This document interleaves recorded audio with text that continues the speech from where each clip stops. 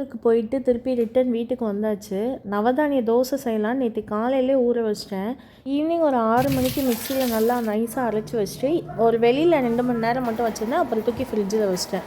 காலையில் வாக்கிங்லாம் போயிட்டு வந்துட்டு இந்த கொய்யாலை வேக போட்டு தண்ணியும் குடிச்சு வச்சு நிறையா எவ்வளோ பாத்திரம் போட்டாலும் கழுவிடுவேன். ஆனால் இந்த துணி துவைக்கிற வேலை மட்டும் எனக்கு பிடிக்கவே பிடிக்காது.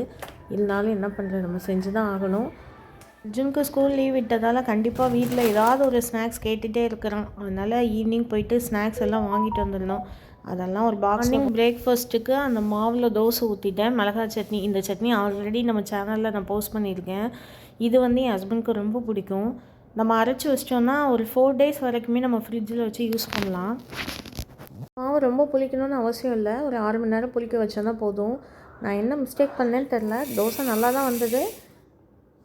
கொஞ்சம் பார்த்து ஊற்றுற மாதிரி இருந்துச்சு. நெக்ஸ்ட் டைம் கரெக்டான மெஷர்மெண்ட்டில் போடணும். மதியத்துக்கு வந்து பூண்டு குழம்பு, கீரை கூட்டு, பீக்கங்காய் பொரியல் தான் பண்ணலான்னு ரெடி பண்ணி செய்ய ஆரம்பிச்சிட்டேன். இந்த பூண்டு குழம்பு வந்து ரொம்ப சிம்பிளாக தான் செஞ்சிருந்தேன். எண்ணெய் ஊற்றி பூண்டை நல்லா வதக்கிட்டு புளி தண்ணி ஊற்றி இந்த மசால் பொடி அம்மா கொடுத்தது. இதுதான் எல்லா குழம்புக்குமே நான் யூஸ் பண்ணுவேன். நல்லா கொதி வந்ததுக்கப்புறம் தேங்காய் அரைச்சி ஊற்றினாலும் ஊற்றலாம். நான் இன்றைக்கி ஊற்றலை.